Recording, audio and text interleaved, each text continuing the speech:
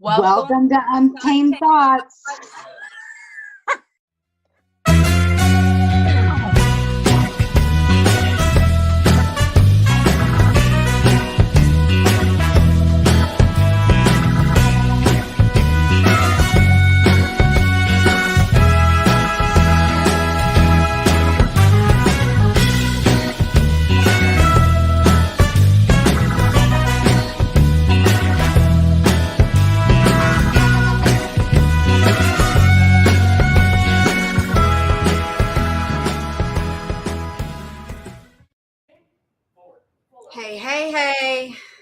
Hey. We're live. We are here. Yeah. And hopefully hopefully it doesn't freeze. We're doing the best we can, okay? Tell the folks where you're at.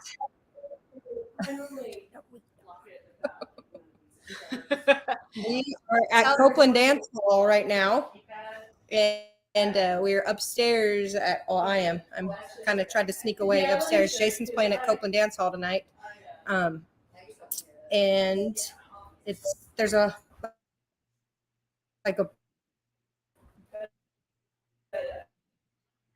rooms upstairs for Of course, it's been perfect the whole time we've been sitting here chatting backstage, and now we went live, and now you're cutting out. You can stay, have dinner, go to the Well, crap, you guys. Are you there? Can you hear me? Can you hear me now? Of course, it was like I was just saying, it was perfect a while ago when we were just chatting about absolutely nothing. And now it's going to go crazy. So we missed half of that. For everybody that missed it, she's at Copeland Dance Hall. Jason's playing tonight because he had a single release today. If you have not already gone and got that, you need to go right now and download that wherever you download your music. What's it called, Katrina? Called Honky Tonk Gypsy Heart with featuring Jody Booth. I can't remember the name of that song. Yeah. Him and Jody Booth wrote that several years ago. Well, actually, the backstory of that it was right when him and I first got together, like started seeing each other, and he had left my house and went and was headed to go write with Jody in Livingston. And Jody said, so how'd it go? And he goes, well, I woke up this morning in the arms of a woman I barely knew. And Jody goes, we're writing that song. Yeah. So they wrote that. And so they've had it for a long time. So people might have probably, I'm sure most people have heard it, but it's not been available like to listen to on your own stuff. So they've got the new album done, and it's on that. And this will be the first of 7 songs to be released throughout the year. So I'm excited. Look who's watching. Hi, Jack. Hey. We miss you. Yes, we miss you. Oh, well, you've had a whirlwind of a week. I had a whirlwind of 2 weeks. Yes, you were in Ohio watching your baby graduated. We graduated on last Saturday. It's crazy.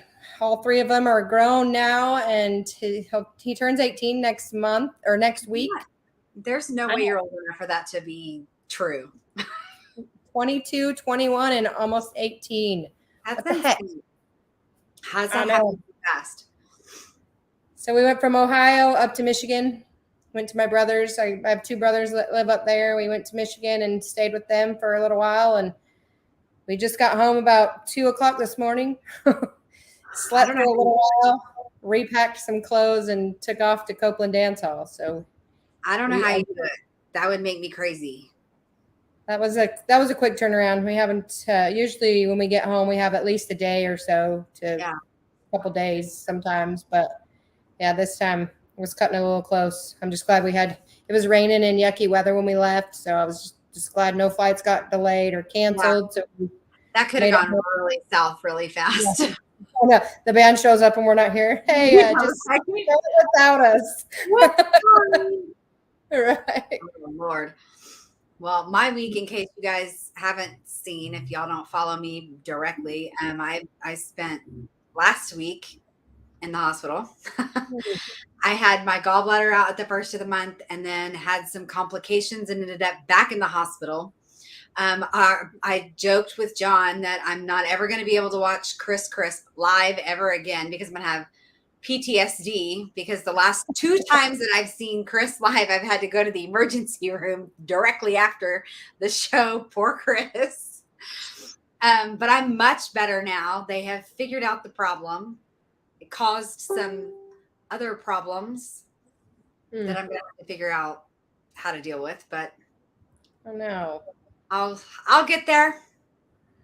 So how's the stomach feeling though? Like I feel great. I just can't because of the surgery, it triggered something called gastroparesis, which they say they think is probably going to go away. But the more reading I'm doing, this like a 50-50 shot. Some people it goes away and some people it doesn't. Yeah. All it means is like basically that I basically had gastric bypass without having gastric bypass. It takes my food a way long time to process. So it just sits there in my stomach. So I can't eat a lot at one time. Oh my gosh, that's awful. So it's very frustrating. Yeah. And then obviously you have to watch what foods you eat that you know, are easier to process. So probably not red meats and things like that are nothing very fatty, everything good. And nothing too fibrous, which I wouldn't have expected, but very fibrous food is hard to process in your stomach. I didn't know that. My brother was just talking about his gallbladder. He had a issue yesterday. He was telling us he was like for over a month. He said he lost about 2 months of his life. He said like for a month he was just sleeping and he didn't even like he doesn't even remember all of this happening. Like people kept coming and checking on him because nobody was hearing from him. They like I think my other brother had to like break into the house or something. I don't know. Like they had to check on him and he was just sleeping. At first he was throwing up and then he was sleeping and then he had all these. So they finally took him to the hospital and they took his gallbladder out and he's like, now I have to be next to the bathroom when I eat. See, I haven't had that. I don't have that problem yet. Knock on. Where's all the wood? All the wood. Knock on the wall. I need all the wood. I haven't really had any issues, and everybody that I've talked to, I joined a group about this gastroparesis, whatever, GP, and all of them, well, a lot of the people in this group are talking about how they can't eat anything, they can't keep food down, they're constantly nauseated. That some of them have to have feeding tubes. And I'm like, what am I in for? Let's just pray that this goes away. I'm going to just say that it's going to, and we're going to be good and move on. Well, maybe because you're like, maybe it's not as extreme. I'm hoping because I treat my body really well in general anyway. And I tend to eat small meals throughout the day anyway, that's going to be helpful. Right. I don't know. I'm going to go see all the doctors I can so that I can see if there's anything I can do, I will 100% do it because I don't want to do this forever. Right. But the feeling, like, weren't you losing like feeling and stuff or didn't know if you would get feeling back in your like stomach area? I had severe, like right here, just acid reflux. And then once that disappeared, it was just 24/7 nausea. Yeah. Yeah. Like this is too much, but I dry heaved for basically a week. Yeah. 24 hours a day. Unless I was sleeping. If I wasn't sleeping, that's what was happening. And it was crazy. That's awful. Yeah. At one point, this is way too much, but I'm an oversharer. So here it goes. At one point, when they discovered that I had a stomach full of food, and they were like, oh my God, you have a stomach full of food. And I was like, that's impossible. I haven't eaten in 2 days. What are you talking about? There's food in my stomach. They also discovered that my colon was full. So they did everything like on top of it, like a double enema and stool softener after stool softener. And then the next morning, while I was nauseous and shitting myself, sent me down for a test and said, don't shit on the table. This costs a lot of money. Oh, great. Thanks. You're like, nah, yeah, thanks for giving me all this stuff and then making me go down to the table. Yeah. And then, by the way, can you drink this radioactive boost so that we can take pictures of your stomach? What are you trying to kill me, people? Right. It was ridiculous. Ugh, that's awful. I don't recommend it. I need a vacation from my vacation. Right. I don't call that much of a vacation. It was not. It was not. I would think of different ways to get out of work if I were you. Yeah. I mean, there was a lot of sleeping happening, but it wasn't pleasant. No. Oh, well, let's throw right into some jokes after that. Let's lighten the mood because that just brought us down. Did you hear about the 2 people that stole a calendar? No. They each got 6 months.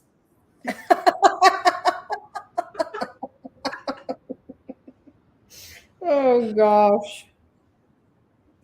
I wasn't expecting that. I love these dumb jokes. They're so good.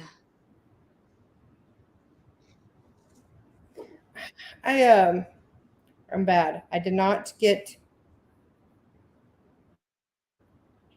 I don't have any jokes. That's okay. I have 2 more. I'll just tell you my jokes.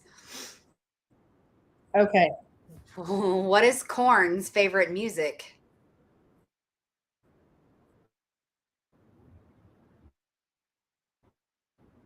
Oh, did you agree?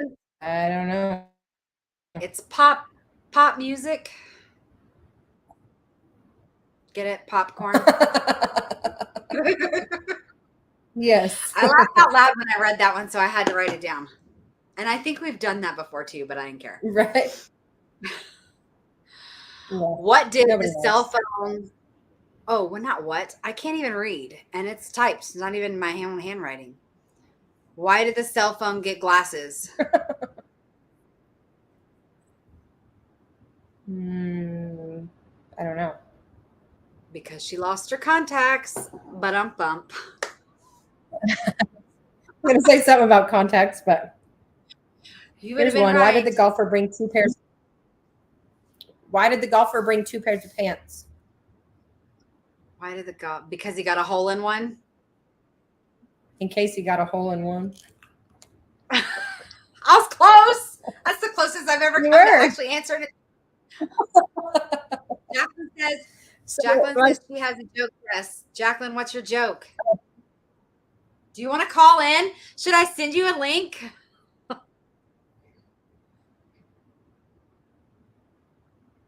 I'm frozen. I'm sorry. No, I don't think you're frozen. I think it's just quiet. We're not talking. Okay. There it goes. So my son told me one. I mean, it's probably not very nice, but he said, why did Sammy fall off the swing? Why did Sammy fall off the swing? Oh, I don't know. Because she had no arms. Knock, knock. Knock, knock. Who's there? Not Sammy. That's so tacky, but it's so funny. Oh, Jacqueline says, who do you blame when you fall in your driveway? Uh-oh. I don't know. Tell us. But if you fell in your driveway and you didn't call and tell me that you fell in the driveway, I'm going to laugh. Who do you blame when you fall in your driveway? I'm going to just say your husband. No, it's your own asphalt. Oh, that's good. Yeah, I like it. So sad I didn't think of that one myself. She always has good ones. Right? Okay, you guys. This week we have a new guest for you. It's Randy Beal. He has been around for some time. Let's bring Randy on in. Hey, Randy. Uh-oh, I have you muted. I should unmute you. There we go. I said, that's an understatement. I've been around since dirt. Dirt. And then I have to follow all that other conversation. So Well, Randy, tell the people a little bit about yourself. Oh, I've been hanging around music industry people for God since I was probably 17 or 18. Never played till about 10 years ago, which is kind of odd, but I finally picked up a guitar and started playing, and somehow or another I wound up on stage and recording stuff, and still think it was basically a joke, and the joke's been on me. I just don't quite understand it, but I'm having fun with it at this point. So, but with that being said, I bought a guitar when I was 53 years old and started figuring out how to play, and it's led from one thing to the next. And people go, "Oh, I wished I could." Well, you can wish or you can go try, and you never know. That's awesome. You waited until you were 53 to decide you needed to pick up a guitar. Yeah. What made you decide at that time that now's the time I need to do this? Oh, I've always just kind of wanted to play, and then it was kind of fun. It was funny and it's sad. My mother had just passed away, and my sister had given us a bunch of cash, and I was just kind of wandering around pawn shops with nothing to do, and it's like, saw a guitar, and I was like, I've always wanted to do that. And with YouTube now, maybe I can learn, because nobody would ever show me. Of course, I never asked anybody either back then. And so bought it and started playing, and then just kind of learned a few chord progressions and got sick of playing that, and then went over to a friend's house one day, and he goes, "Oh, let's do that." And the next thing you know, an hour and a half later, we were playing songs, and I'm like, wow, that's crazy. And he's, "Oh, you can do this." And then he goes, "You can sing." And I'm like, "You're nuts." And then I don't know, a few years later, I'm singing, and I'm like, "I suck." And everybody's like, "No, we love it." And I'm like, "Y'all are just nuts." So, and then it gets really squirrely. So we're playing at Winchy Brothers in spring back in December. And I have a real good friend, her uncle, everybody knows, and they say I sound like him when I sing. So she came to the show. And I said, "Well, I'm going to play this song, and you be the judge and tell me if I sound like Uncle Robert." And of course, she goes, "Hell yeah." And I just sent him the videos of you doing his song. So it was Robert Earl Keen's niece. And I'm like, "You got to be kidding me." And of course, I screwed up like twice in it. I'm like, "Don't be sending him that crap." That would be my luck. She's still pissed I wouldn't send her a video of me doing "Merry Christmas" from the Family. But by the time I had it down pat last year, nobody was recording it for me. It's like, next Christmas, I'll do it for you. So We'll have to make that happen. Yeah, no joke. And it's been, like Jason and I have a mutual friend that was somebody I went to high school that was a big influence on him and got him into playing the bars and stuff. And I hung around all these guys in the nightclubs back then and never thought much of it till I got older and realized, man, these guys all played with like the who's who of country music back in the day. Between Randy Corner and Freddie Pate and all those guys, Mundo Airwood, Kelly Shop. I mean, they were just the people you kind of hung out around back then. Then you look back and you go, wow, those guys were really something at one time, and they were as big as it was in the industry as you could get just about in some cases. So it's kind of neat. Those were the people I always looked up to. And so it's just been kind of a weird ride for me. I tell everybody I'm like the Forrest Gump of Texas music. I just wind up in the craziest damn places on stages at big concerts and stuff, and just stumble into it. That's a pretty good thing to stumble into. Are you on I saw your name on something that I think we're doing. Is it next weekend? Are you on something next weekend? Next weekend, I've got a jam going. I'm trying to think of something y'all were doing. I'm coming out tomorrow night to the show here in Conroe. And then I think we're supposed to all meet up and do the boat race thing at the end of August, aren't we? Oh, yes. I didn't hear half of that. My thing was cutting out, but he's saying that he can't think of anything for next weekend, but August. Maybe I don't know what I saw then. I don't know. Jason's playing in McKinney at the Texas Music Revolution thing. Oh, okay. I thought I saw, maybe I just saw something else for something and it wasn't for next weekend, I guess.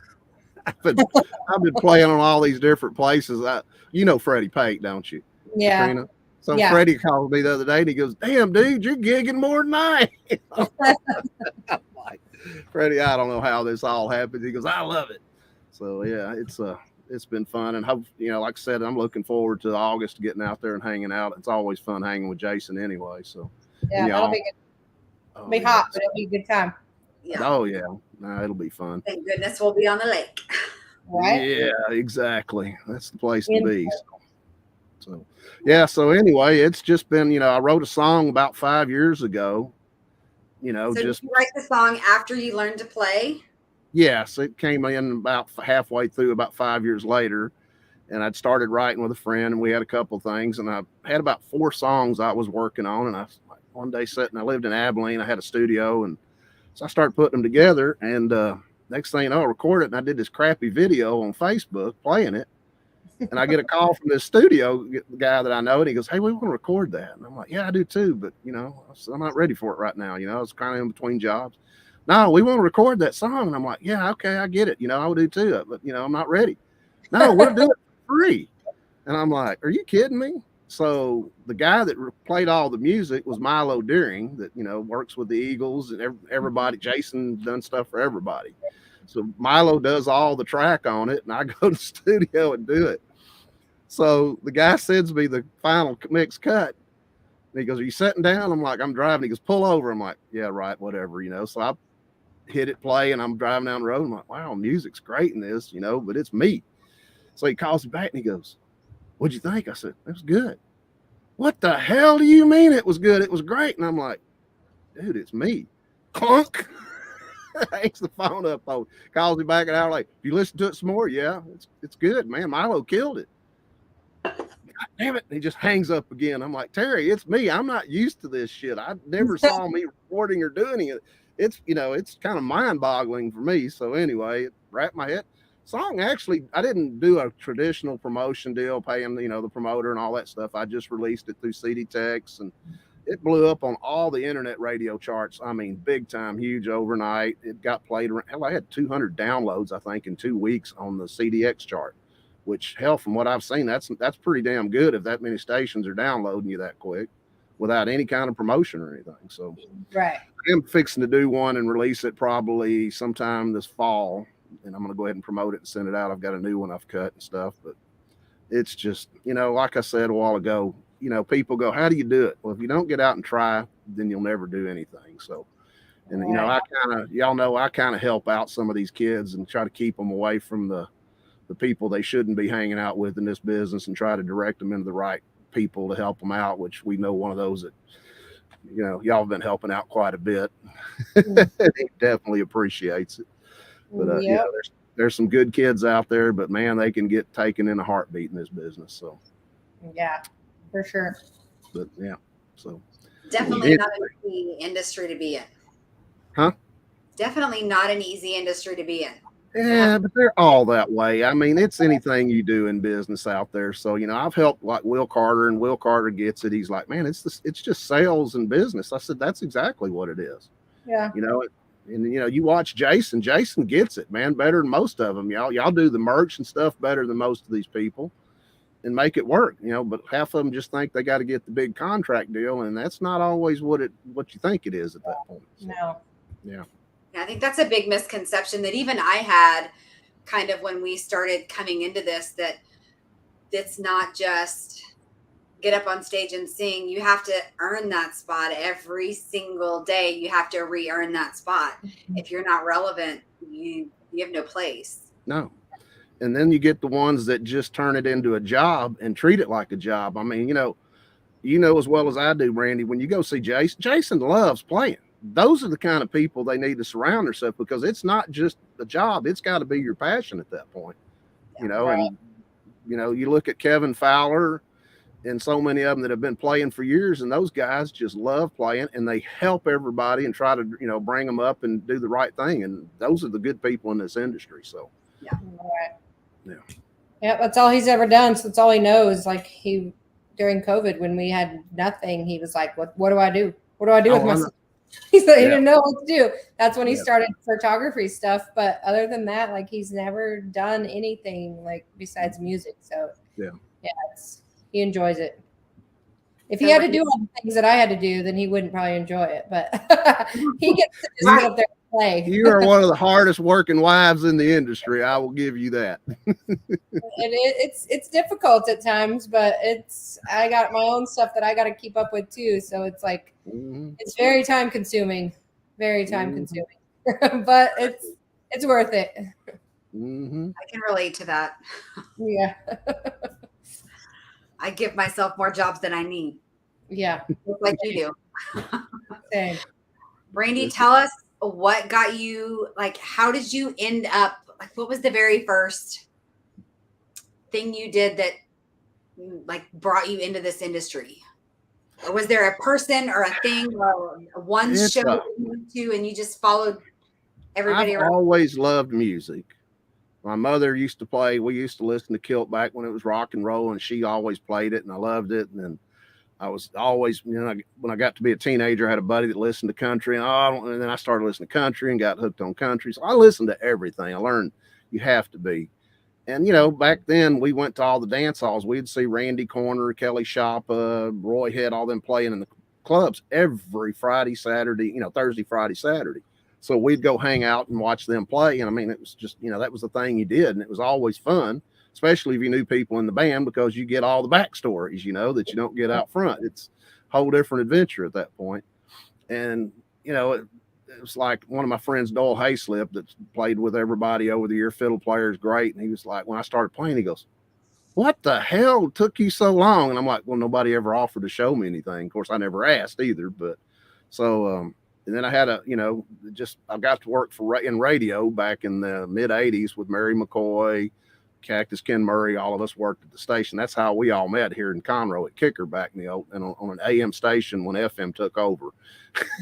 We starved to death, literally. It was a cool job, but there was no groceries unless you got a trade meal or something, So, but I made some good friends, and actually Ken and I actually did this concert we did out off of Honey Egypt Road. There was a place called Dry Creek Saloon. It's long ago. No, it's not the one y'all are thinking of. It's the one prior to that.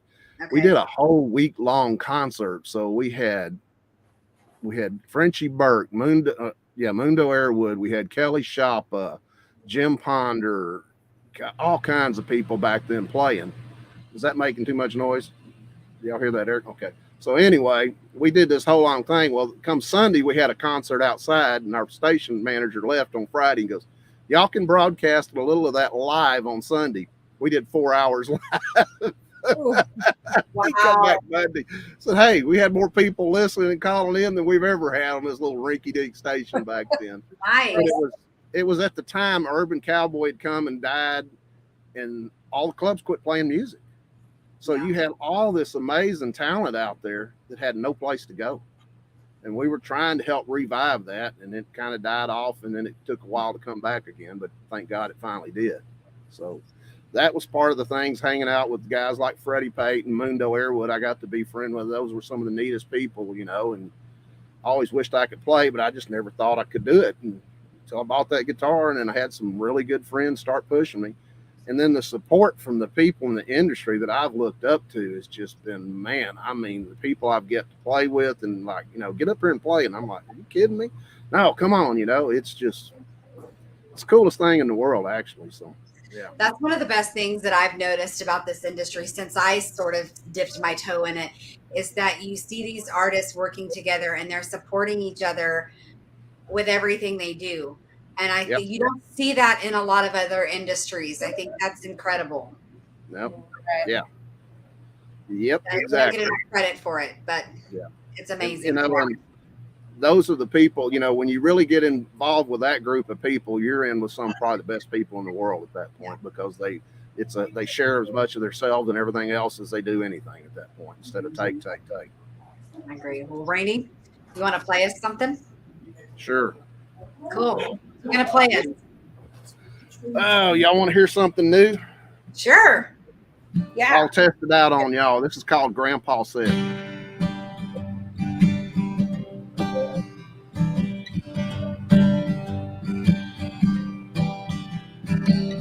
Summer of 65, 10 years old and out for a ride. in his old pickup truck. We talked about life. Then Grandpa said, "You hear me?" Yep. Swing for the fences in life. Never start something you can't finish. Live each day like it's your last, son. Always do what's right.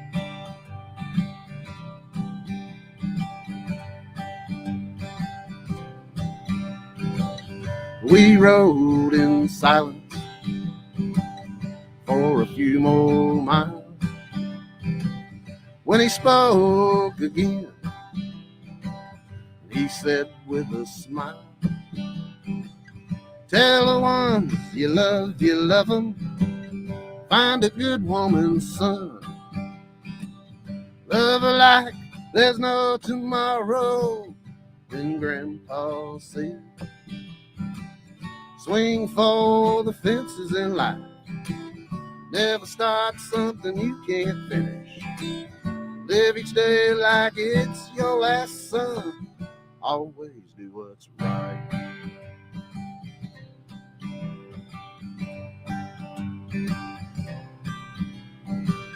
Well, I'm older now, and he's been long gone.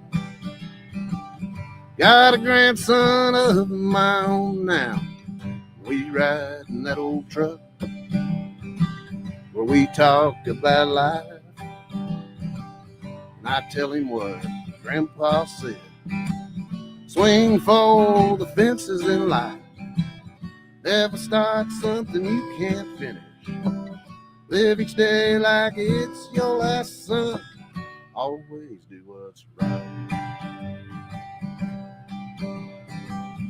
Always do what's right. Like Grandpa said.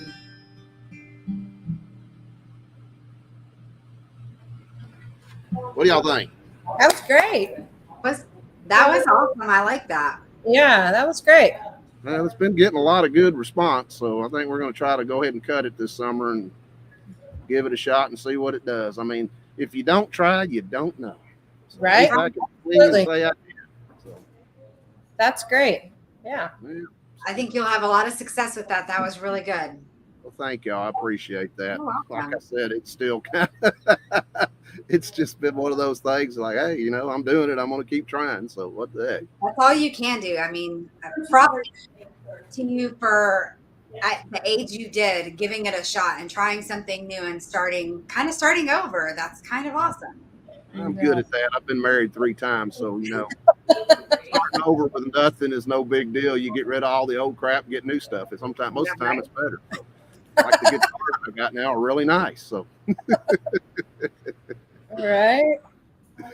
Oh, that's funny. Well, I have one more question, and it's my favorite question of the night. all righty.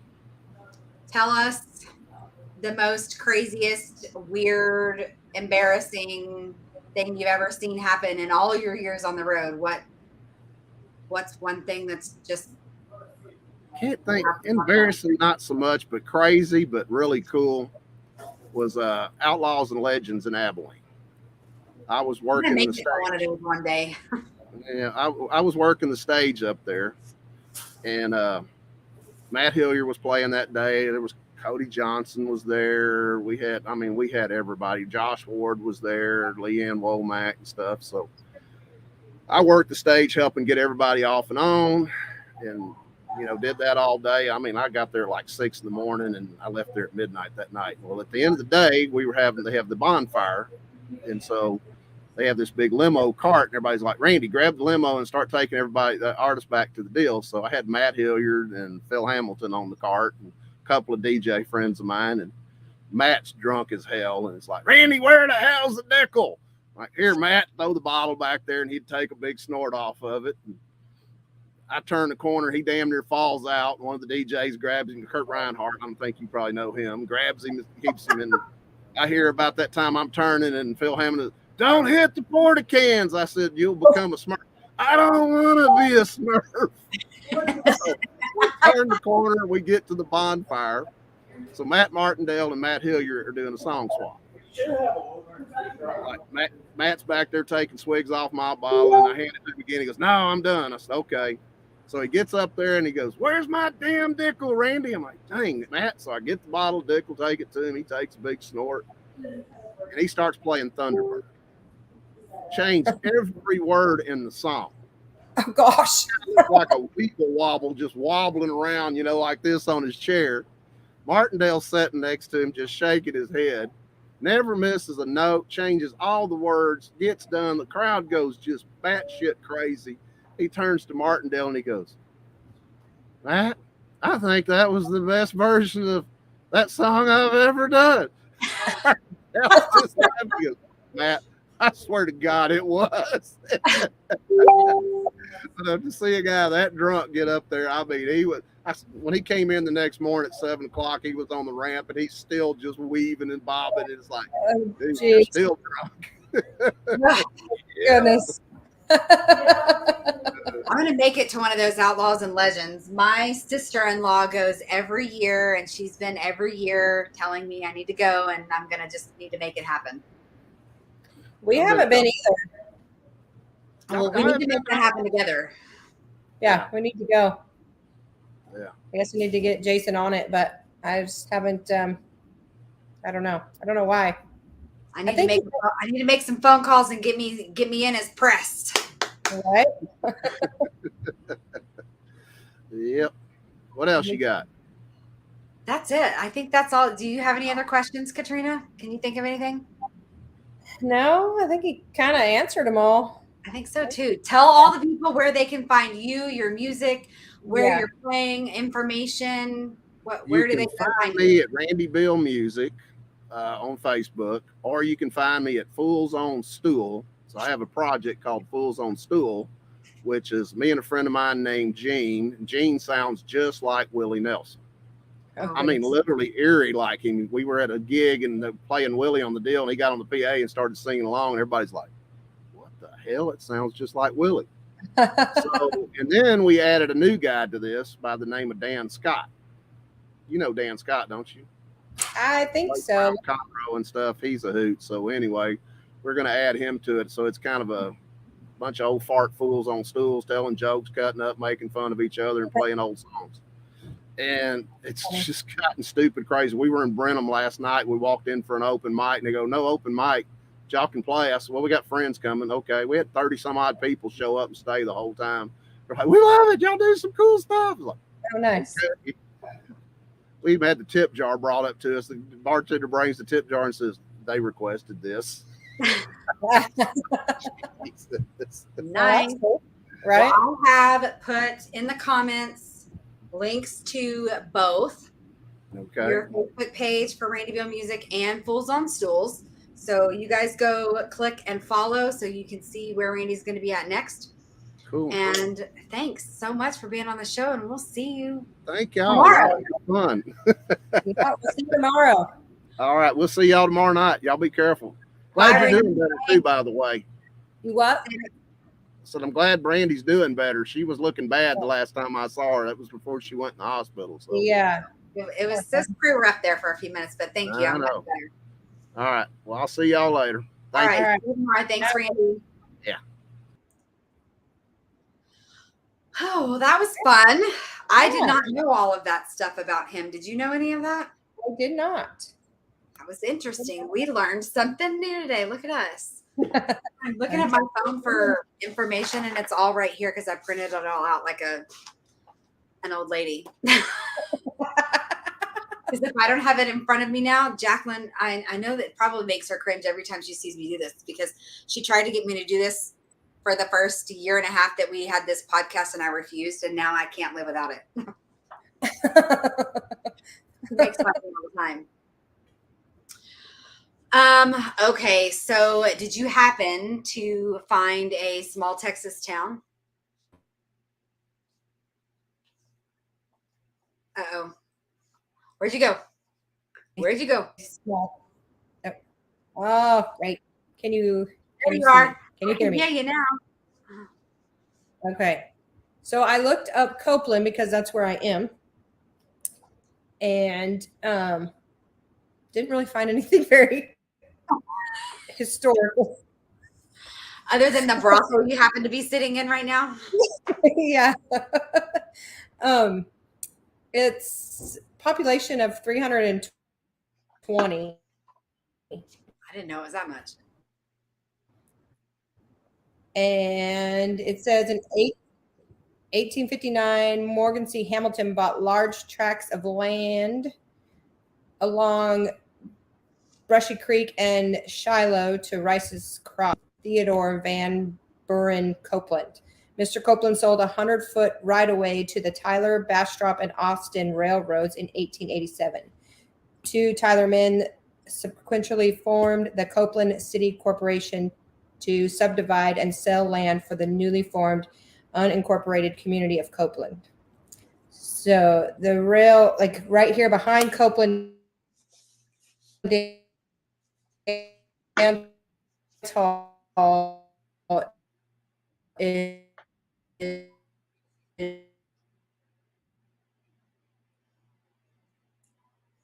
Y'all, if it weren't for technical difficulties, would we even be us? right? What the heck? Okay, can you hear me now? So right behind the dance hall is the railroad tracks. Yeah, and that's what it made me think of that because the trains are always going through right here. So when I read that part of it, like I don't know. I guess that's like their main thing around here is the train. That's kind of neat that it's been around that long. That's crazy. Yeah. It always fascinates me when I'm looking up these towns, the information you learn and how old some of these towns really are when you think about it. Right. So I picked Mustang, Texas, because as you know, John and I have Mustang problems, Mustang car problems. In the town of Mustang, Texas, the population is a whopping 21. It's located 60 miles southeast of Dallas off of I-45. It's the 6th smallest town in Texas. Mustang was established in 1858 and named for the nearby Mustang Creek, which got its name from either the Mustang grapes that grew along the banks or for the wild Mustang ponies that were in the area as late as the 1850s. The post office operated from 1876 to 1907, and by 1890, the reported population was, again, a whopping 75. And by 1951, the town had a store, a fill-in station, not a gas station, a fill-in station, and an ice house. And here's the best part about Mustang, Texas. As of 2013, it looks like one of the only businesses in Mustang is an all-nude strip club called Whispers, where couples are welcome. I nearly peed my pants when I read that last part. I was like, oh, include that. The people need to know that they can go to Mustang, Texas, go to the strip club. Lord, the things you learn. I could have went all day without knowing that. If there's only 21 people in town, who's doing the stripping? Right? Well, she was the banker. When you were at the bank earlier or the post office earlier, now she's here at nighttime. Yeah. And her niece is next in line. No, thanks. Oh, boys, small towns, I tell you. Well, this day in country music history, in 1982, MCA Records released Full Hearted Memory by George Strait, written by Byron Hill and Blake Nevis.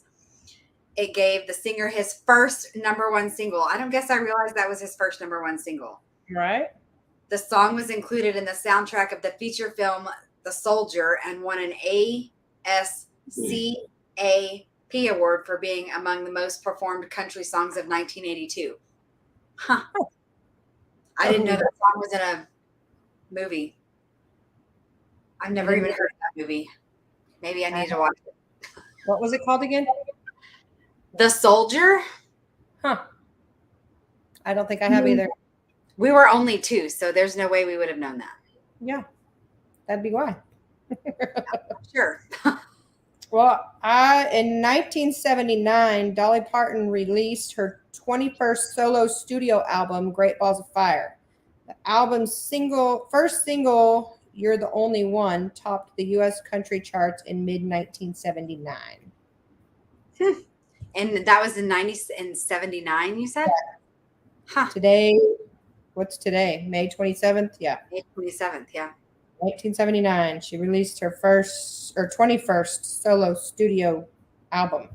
That's interesting. 21 albums by 1979. I know. I'm just sitting here like letting that sink in. How old, I wonder, was she in 1979? I don't know. Hold on. I'm doing the same thing. I guess when I get off of here, John and I are going to have to go see Top Gun because I keep seeing people post about it that it's amazing. Huh. She's 76 years old. Wow. So good when I'm 76. That's a lot of money. That's true. Good.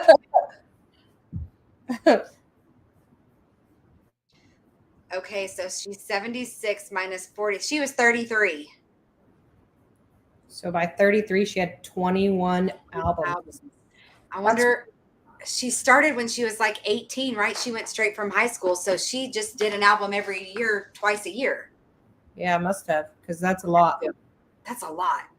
Gosh, that's a lot. I wonder how many she has now. Oh my gosh, can you imagine? I don't know. I probably lost track. Probably. Nobody knows how to count that high.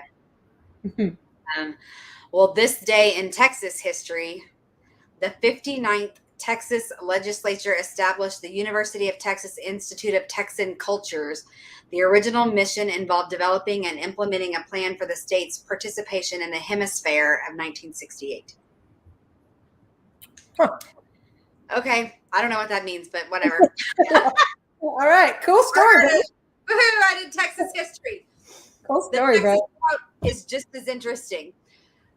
Sorry, Texas, we really love you. No important incident took place until 4:30 p.m. At this fatal moment, the burglar on our right signaled the advance of the enemy upon that wing. That quote was said by Mexican Colonel Pedro Delgado, April 21st, 1836, about the Battle of San Jacinto. But I don't know why that has precedent. I mean, it's May 27th, so I don't know why that was the quote today. But it is. Okay. So there. I hope everyone learned something new today because Katrina and I did. And that concludes the show this week.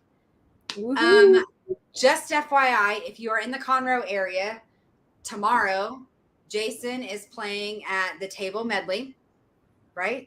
The table Madly, something like that. Medley, something like that. It's downtown Conroe, right before Fraser. Can't miss it. Yes. Right behind Hart's Chicken. It's a good friend of ours that just opened it up. So they have all kinds of food trucks. And I guess they have like, I don't know what days, but they have like a featured food truck. So something different each time. So that's interesting. Yeah, it's not always the same ones, but I think some of them have, I think most of them are the same ones. And then you've got like a featured truck each week, or I don't know how he does it. I don't know. We'll have to find out that information. But then on Sunday in Livingston on Lake Livingston, if anybody was out on the lake for Memorial Day this weekend, come see us at the wet deck on Sunday. Yep. And then they'd get it, and then you get a little bit of a break finally. We get, I think, 2 days at home, 3 days at home, maybe. That's not bad. Yeah. Not too shabby. Well, thanks for co-hosting with me again. Thanks for having me. Appreciate it. Anytime. You guys, thanks so much for watching. Go be kind to yourself and everyone else. And Texas always contained. Yes, there you go. Thank you. I forgot to have it in front of me. I had to read it. See, I didn't have time to be organized this week. Sorry, I was not organized this week. We just got home and I didn't have time for all this. No was like, worries. oh, no. We're Untamed here for a reason. You guys, we'll see you in 2 weeks. We have a new guest. A new guest in 2 weeks, and we'll see you soon. Thanks for watching. Don't forget to like, follow, and share. Bye, guys. Good night, everyone.